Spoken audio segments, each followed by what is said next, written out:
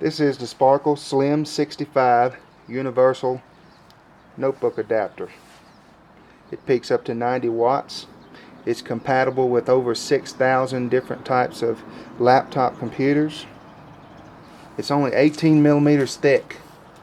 It might be the slimmest notebook adapter you've ever seen. The reason why this power supply is compatible with over 6,000 different laptops is because it has 6 voltage outputs. Okay, you choose from 15, 16, 18, 19, 20, or 21 volt output.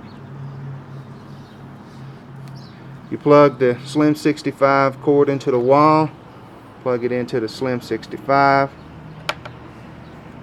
and then you choose from one of these 8 different plugs, whichever one would be compatible with your laptop, and you plug it into the other end of this cord, and then plug it into your laptop. This notebook adapter is 85% efficient, so it runs really cool. It's cool to the touch when it's running. It also looks good.